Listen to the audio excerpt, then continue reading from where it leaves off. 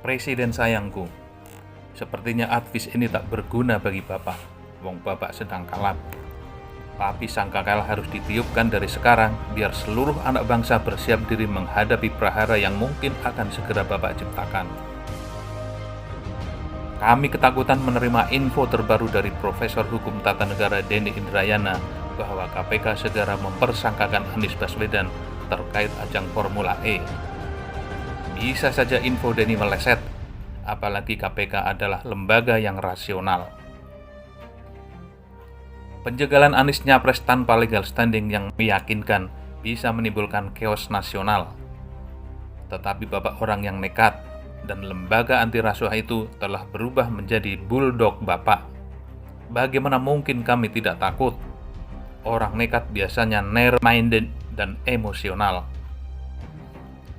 Bapak sampai hati, tentu Anies bukan pangeran dari kahyangan yang berlenggang ringan di muka bumi tanpa dosa. Tetapi isu Formula E terlalu dipaksakan, Pak. Mengapa kita sebagai bangsa makin hari makin bebal? Jangan lakukan itu, Pak. Anies telah menjadi ikon pro perubahan yang didukung puluhan juta orang, dan mereka terlanjur tidak percaya pada kredibilitas KPK. Sebaliknya, mereka percaya pada niat jahat Bapak memenjarakan Anies. Bukankah pelemahan KPK bermotif politik untuk melayani kepentingan kekuasaan Bapak dan oligarki? Dalam konteks ini, bagaimana publik mau percaya kalau kebencian Bapak terhadap Anies begitu mencolok? Presiden sayangku, sudah lama kami dengar Bapak menekan Ketua KPK Firly Bahuri untuk secepatnya menahan Anies agar dia tidak menjadi kompetitor Ganjar Pranowo dan Prabowo Subianto dalam Pilpres 2024 nanti.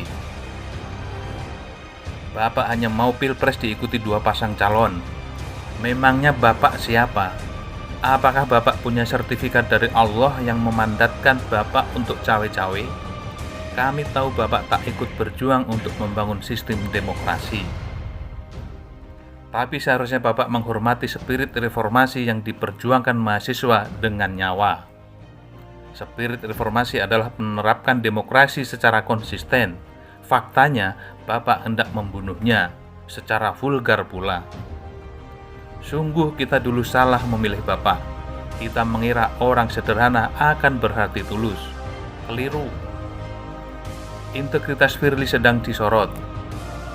Setelah berulang kali menekan anak buahnya mempersangkakan Anies, kami yakin atas perintah Bapak, ini ia diduga kong kali kong dengan Kementerian ESDM biar korupsi di sana tak terbongkar.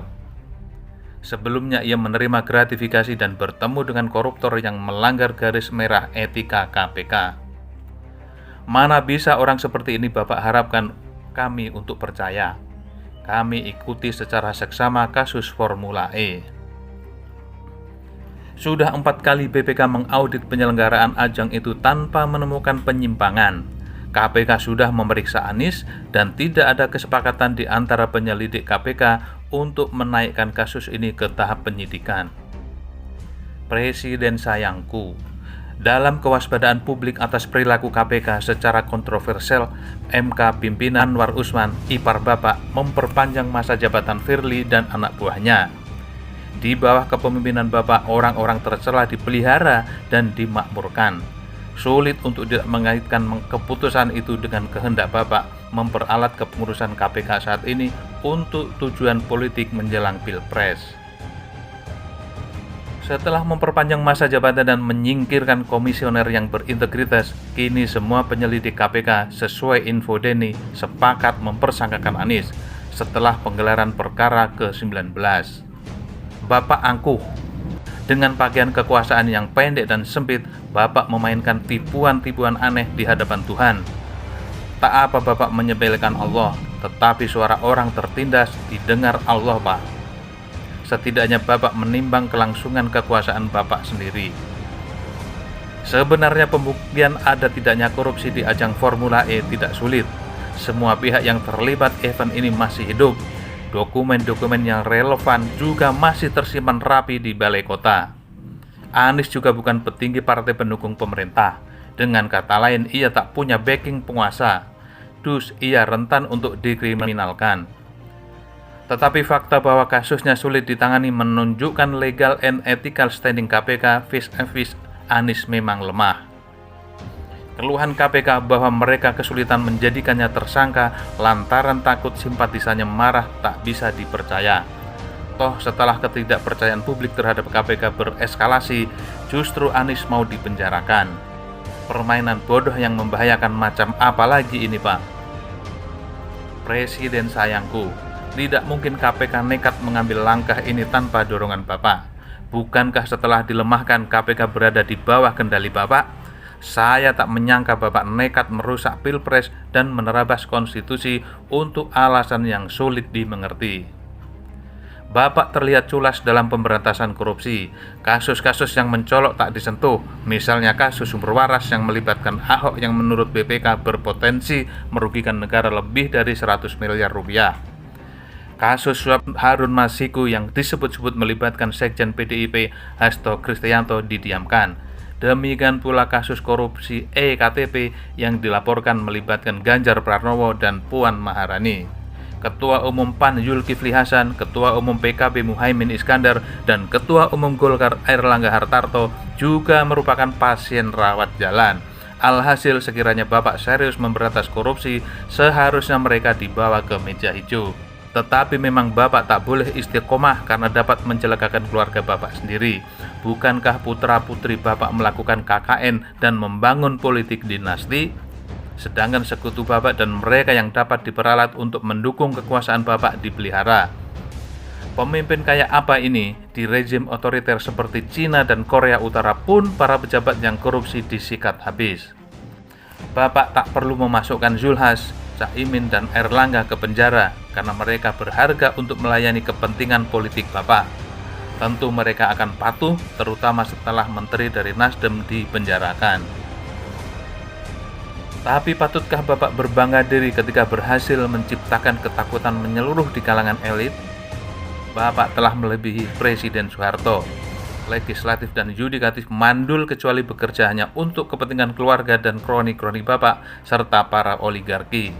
Kampus berubah menjadi kuburan karena para sivitas akademika takut bersuara demi menyelamatkan diri dari kemurkaan Bapak.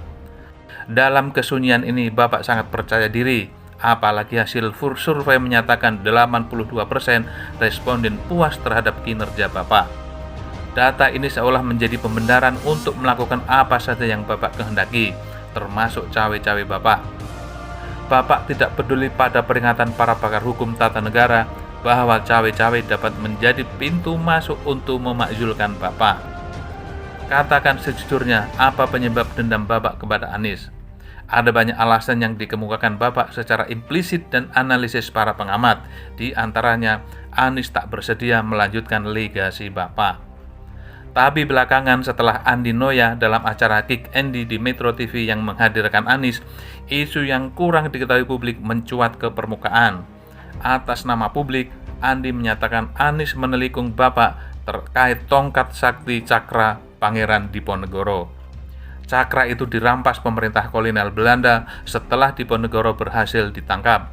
Saat belum lama menjabat sebagai Mendikbud, Cakra yang sangat bernilai itu dikembalikan Belanda kepada pemerintah RI melalui Anies Baswedan karena Bapak sedang melawat ke Filipina. Tak disangka, Bapak sangat kecewa karena Bapak ingin menjadi orang pertama yang menerima tongkat sakti itu. Bagi orang Jawa, kasus ini sangat sensitif. Diyakini orang pertama yang menerima cakra itu akan menjadi pemimpin besar. Mungkin saja Bapak punya versi sendiri yang membantah narasi versi Anies. Saya menghargai budaya lokal, kendati saya tidak mempercayai klinik. Toh hal-hal yang irasional pun dapat dijelaskan secara rasional menggunakan ilmu pengetahuan modern seperti antropologi. Bagaimanapun kendati Bapak tak menjadi pemimpin besar karena kemampuan Bapak memang tak memungkinkan untuk itu, setidaknya Bapak telah menjadi presiden negara besar ini selama 2 periode. Pencapaian Bapak ini sebenarnya tidak masuk akal bila kita menggunakan ilmu pengetahuan. Bapak tidak berprestasi di Solo kecuali berbohong bahwa Bapak menciptakan mobil SMK. Di Jakarta juga Bapak tidak berprestasi kecuali belusukan ke gorong-gorong. Ketika berkampanye dan debat presiden, Bapak pun tidak beradu gagasan kecuali menggelontorkan sejumlah janji surga yang memang hanya diniatkan untuk membohongi publik. Kalau Bapak adalah capres di negara-negara yang mengedepankan rasionalitas dan moralitas tinggi bagi calon pemimpin, tidak mungkin Bapak terpilih jadi presiden. Bahkan sekadar menjadi capres pun tidak. Dus tanpa memegang cakra itu pun Bapak sudah didekati Dewi Fortuna. Bangsa ini juga telah melahirkan presiden-presiden besar tanpa mereka memegang cakra itu. Kemampuan intelektual dan leadership merekalah yang menjadikan mereka pemimpin besar. Sudah tidak berprestasi dan meninggalkan legasi yang bermasalah, kini Bapak hendak menjungkalkan Anies, bakal capres yang diyakini dapat menyelesaikan sebagian dari masalah gawat yang Bapak tinggalkan. Jangan Pak, perlawanan besar akan muncul dari dalam maupun luar negeri. Pilar-pilar negara akan roboh, tatanan demokrasi akan berantakan, dan bangsa ini kembali terpuruk. Tak sebadan pembalasan dendam Bapak kepada Anies dengan mengorbankan bangsa secara keseluruhan, tetapi saya pesimistis Bapak akan mendengar advice ini. Bapak orang konyol, karena itu nekat mengambil tindakan irasional. Tapi penting untuk Bapak ketahui bahwa hari ini semakin banyak orang yang kecewa pada Bapak. Tindakan sewenang-wenang terhadap Anies justru dapat mencelakakan Bapak sekeluarga. Jangan percaya info dari para penjilat bahwa penjagalan Anies tak akan berisiko. Ekspektasi rakyat atas mantan gubernur DKI itu sudah terlalu tinggi untuk bisa digembosi Pak. Di mana-mana sekarang orang bicara tentang people power.